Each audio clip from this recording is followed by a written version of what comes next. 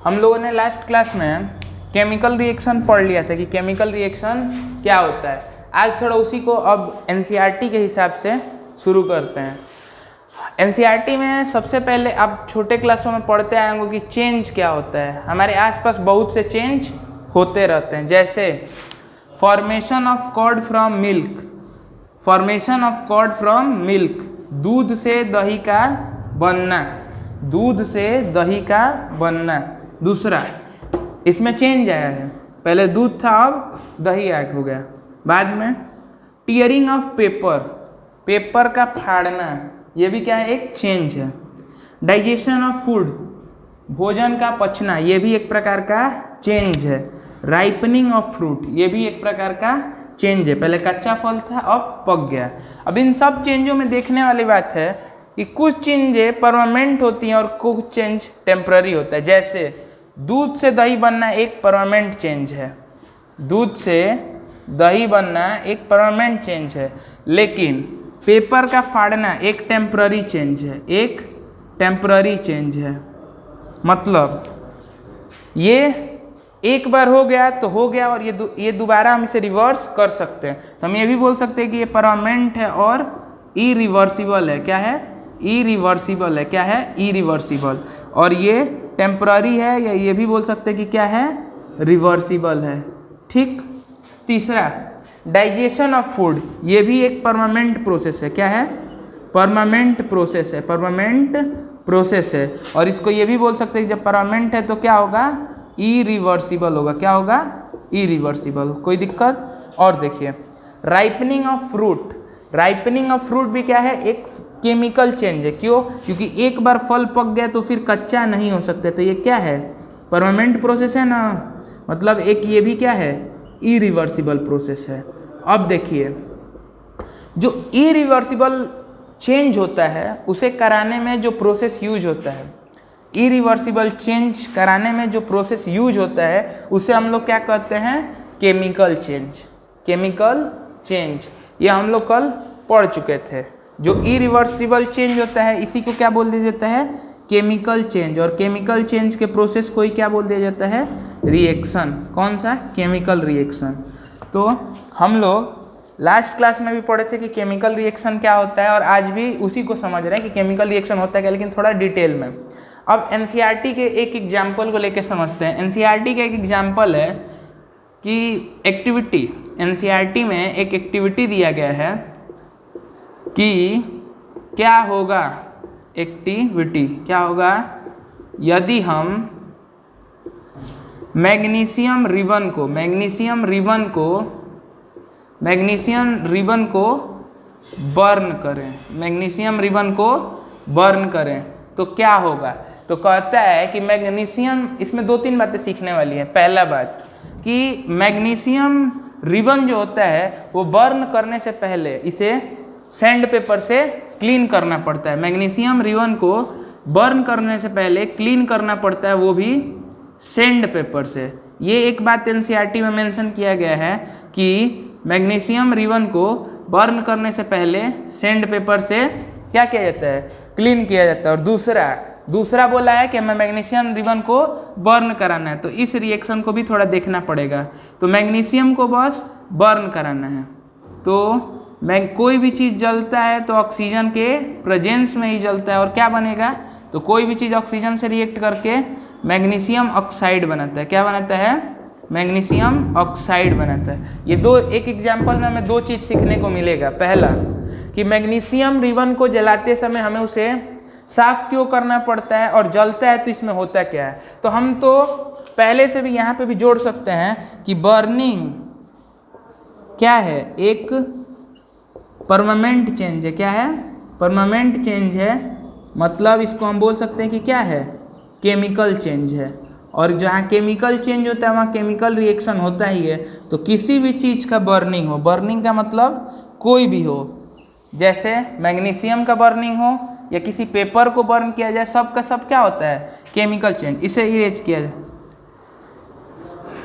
जो मैग्नीशियम का ये बर्निंग का प्रोसेस है, ये भी एक प्रकार का क्या है, केमिकल प्रोसेस है, केमिकल चेंज है। और केमिकल चेंज है तो इसमें क्या हो रहा होगा, केमिकल रिएक्शन हो रहा होगा। क्या हो रहा है? Chemical reaction.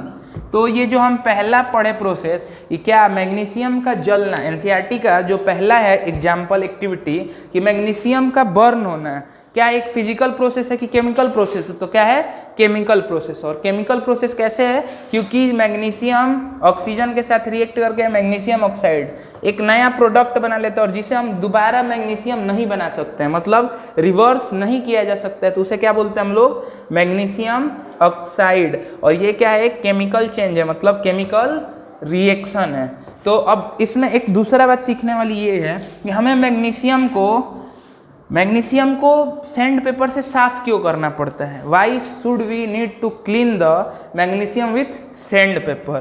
तो देखिए, सैंड पेपर से क्लीन इसलिए करना पड़ता है कि मैग्नीशियम समय के साथ एयर से रिएक्शन करके मैग्नीशियम एयर से रिएक्ट करके अपने ऊपर एक प्रोटेक्टिव लेयर बना लेता है। क्या बना लेता है? Protective layer. और उसी लेयर को रिमूव करने के लिए ये एक्टिविटी दिया गया है एनसीईआरटी में, और बाकी बुकों में इसको क्लियरली एक्सप्लेन किया गया है कि मैग्नीशियम को क्यों सैंड पेपर से साफ करना पड़ता है, क्योंकि मैग्नीशियम एयर के साथ रिएक्ट करके एक प्रोटेक्टिव लेयर बना लेता है और उसी को रिमूव करने के लिए हम सैंड पेपर का यूज करते हैं। अब एक बार पूरा, हम कल पढ़े थे केमिकल रिएक्शन क्या होता है, आज उसी को एनसीईआरटी के हिसाब से थोड़ा हम डीप लेके गए कि पहले चेंज हम छोटे क्लासों में पढ़ के आए कि चेंज क्या होता है, फिर हमने पढ़ा कि चेंज दो प्रकार का होता है, फिजिकल चेंज और केमिकल चेंज। हम ये भी बोल सकते हैं कि फिजिकल चेंज क्या होता है? रिवर्सिबल होता है। क्या होता है? रिवर्सिबल होता है। और जो केमिकल चेंज होता है ये क्या होता है? इरिवर्सिबल। क्या होता है? इरिवर्सिबल। या फिर ये भी बोल सकते हैं कि जो फिजिकल चेंज होता है वो क्या होता है? टेम्पोरेरी होता है। क्या होता है? टेम्पोरेरी। और ये क्या होता है? परमानेंट होता है। बस इन्हीं सब नामों का इस्तेमाल करके हमने कुछ एग्जाम्पल को भी देखा, जैसे formation of curd from milk, दूध का दही बनना एक केमिकल चेंज है। कैसा चेंज है? Chemical change. पहले लिखा गया था, फिर से लिख दे रहा हूँ कि दूध का दही बनना एक केमिकल चेंज है।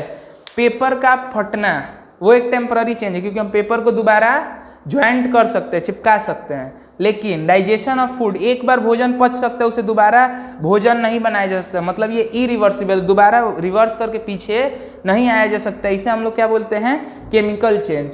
फिर राइपनिंग ऑफ फ्रूट, फलों का पकना, ये भी क्या है? एक परमानेंट चेंज है, मतलब इरिवर्सिबल चेंज है। इसको हम क्या बोल सकते हैं कि एक केमिकल चेंज है। सेम उसी तरह किसी भी चीज़ का जलना, कोई भी चीज़ जलता है और इस प्रोसेस को हम, जलने की प्रोसेस को क्या बोलते हैं? कंबशन भी बोलते हैं। तो बर्निंग नहीं यूज करके combustion of paper, combustion of magnesium, combustion of anything है तो क्या होता है? हमेशा परमानेंट चेंज होता है, मतलब केमिकल चेंज होता है। तो उम्मीद है कि केमिकल चेंज तो अब तो क्लियर हो ही गया होगी, केमिकल चेंज होता है क्या इतने पढ़ने के बाद। ये सब छोटे क्लासों के टर्म थे जो हम 7th 8th में पढ़ते हुए आए और उसी को 9th 10th में हम यूज करके बता रहे हैं। तो केमिकल चेंज के बाद अब बोलता है कि केमिकल चेंज होने के कुछ सिंबल होते हैं। चेंज हर जगह हो रहा है और कुछ सिंबल हमें दिखते हैं, जो स्पेसिफिक सिंबल हैं वो हमें दिखता है केमिकल चेंज होने का।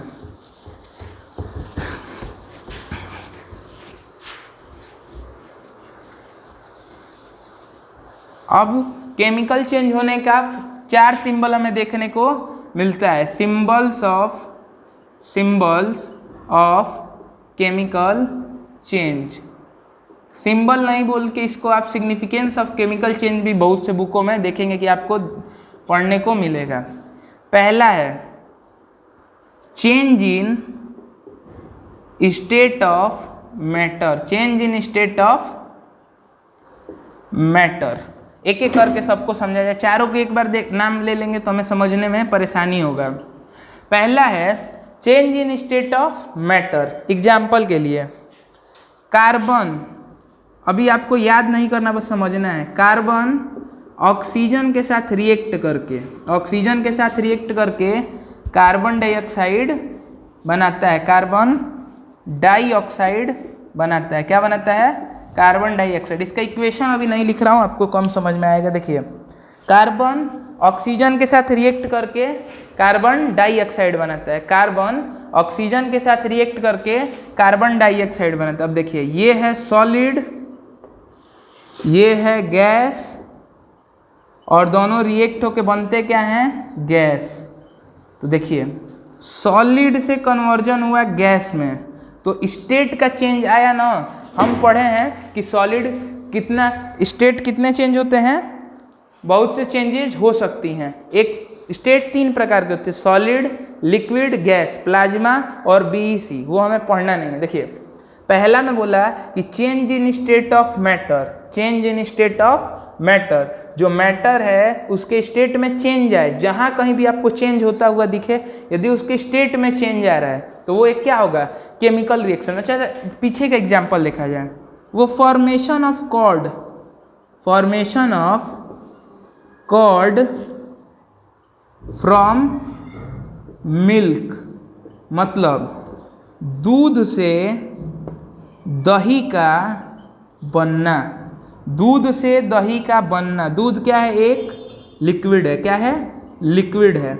और कॉर्ड क्या है, सॉलिड नहीं बोल सकते लेकिन सेमी सॉलिड बोल सकते हैं। तो देखिए चेंज तो हो रहा है, और जो change of state of matter show कर दे, मतलब मैटर के स्टेट में चेंजिंग आ जाए, वो क्या होता है, क्या होता है, वो केमिकल चेंज होता है। तो पहला जो हम पढ़े कि change in state of matter, change in state of matter क्या होता है, समझ में आ रहा है सभी को, कि जब भी किसी कहीं पे केमिकल चेंज होता है तो मैटर के स्टेट में क्या आता है, चेंज आता है। जैसे पहले सॉलिड था, अब गैस हो गया, यहाँ पे लिक्विड था, अब सेमी सॉलिड हो गया। और भी कुछ एग्जाम्पल देखा जाए, जैसे और हम क्या देख रहे थे, burning of paper, burning of paper, burning of paper, burning of paper. जो पेपर होता है वो बर्न करता है तो क्या बनता है, कार्बन डाइऑक्साइड गैस निकलती है और अंत में कुछ ऐश बचता है। चलिए इसको छोड़िए, अब देखिए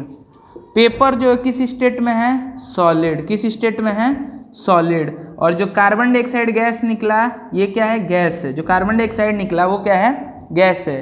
तो सॉलिड से गैस में कन्वर्ट हो गया, सॉलिड से गैस में कन्वर्ट हो गया, मतलब यहाँ पे चेंज तो हो रहा है, आपको दिख ही रहा है कि पेपर किस में बदल गया, कार्बन डाइऑक्साइड और एस में चेंज हो रहा है, चेंज हो रहा है। उसमें भी हम क्या पढ़ें कि जहाँ पे स्टेट का चेंज हो जाए वो क्या हो जाएगा, केमिकल रिएक्शन। तो ये एक प्रकार का क्या है, केमिकल रिएक्शन। तो हम केमिकल रिएक्शन है कि नहीं है इस तरह भी पता कर सकते हैं। यदि स्टेट में चेंज आए तो वो केमिकल रिएक्शन है, यदि स्टेट में चेंज नहीं आ रहा है, बहुत कम ऐसे केमिकल रिएक्शन होते हैं जिसमें नहीं आता है, लेकिन मोस्टली सभी रिएक्शन में यदि स्टेट में चेंज आ रहा है तो वो एक रिएक्शन है। अब और कुछ बड़ा एग्जाम्पल इसके लिए, जब ये सब तो पहले का देखे हुए एग्जाम्पल थे, बस हम इसे दोबारा थोड़ा समझने की कोशिश कर रहे थे। अब बहुत कॉमन एक प्रोसेस है हमारी डेली लाइफ में, वो है कि ग्लूकोज ऑक्सीजन के साथ रिएक्ट करके कार्बन डाइऑक्साइड और वाटर बनाता है। अब देखिए ग्लूकोज किस स्टेट में होता है, सॉलिड, किसमें, सॉलिड। ऑक्सीजन किस में रहता है, गैस। और रिएक्शन के बाद जो कार्बन डाइऑक्साइड मिला ये क्या है, गैस, और ये क्या है, लिक्विड। वाटर का क्या होता है स्टेट, लिक्विड। तो सॉलिड रिएक्शन कर चेंज होने के बाद किस में बदल गया, गैस बोल सकते हैं या ये भी बोल सकते हैं कि लिक्विड में। गैस किस में बदला, लिक्विड में, गैस भी बोल सकते हैं। तो हम जब स्टेट देखेंगे तो सॉलिड से गैस बन गया और लिक्विड बन गया, गैस से गैस भी बना। बोला अभी किसी रिएक्शन में कि स्टेट चेंज होता है, तो ऑक्सीजन का स्टेट चेंज होकर अभी कार्बन डाइऑक्साइड बना है, चेंज तो हुआ है लेकिन दोनों का स्टेट क्या है, सेम है। लेकिन अभी ऑक्सीजन को जब कंपेयर करेंगे हाइड्रोजन से, तो हाइड्रोजन वाटर से, तो वाटर का स्टेट क्या हो जाता है, लिक्विड। वाटर का स्टेट क्या हो गया, लिक्विड। तो यहाँ पे change of state of matter हो रहा है, क्या हो रहा है, change of state of matter, change of state of matter. थोड़ा इसको लिखा जाए, change of state of matter क्या हो रहा है। जैसे एक देख रहे हैं कि सॉलिड किस में चेंज हो रहा है, एक जगह पे ध्यान देने पे सॉलिड गैस में। फिर ये कैसे हो रहा है, तो ग्लूकोज चेंज हो रहा है, ग्लूकोज चेंज हो रहा है कार्बन डाइऑक्साइड में। तो ये हम क्या लिख सकते हैं कि सॉलिड चेंज हो रहा है गैस में। यहाँ पे देखा गया तो सॉलिड किस में चेंज हो रहा है, लिक्विड में। क्यों, सॉलिड किस में चेंज हो रहा है, लिक्विड में। इसको भी थोड़ा ये देखा जाए क्या बदल रहा है, तो सेम वही ग्लूकोज इस बार चेंज हो रहा है वाटर में। किसमें? वाटर में। तो अभी हमने केमिकल रिएक्शन पढ़ लिया है, केमिकल रिएक्शन क्या होता है, फिर केमिकल रिएक्शन में बहुत डीप स्टडी भी किया कि चेंज क्या होता है, केमिकल चेंज, फिजिकल चेंज। उसके बाद हम ना सिग्निफिकेंस या सिंबल ऑफ केमिकल चेंज पढ़ना शुरू किए, जिसमें पहला सिंबल क्या पढ़े हैं? Change in state of matter. इसके अलावा 3 और होते हैं जो हम बारी बारी हर एक वीडियो में 2-2 या 1-1 समझने की कोशिश करेंगे, लेकिन आज उम्मीद है कि आप लोग को ये सब समझ में आया होगा। ठीक।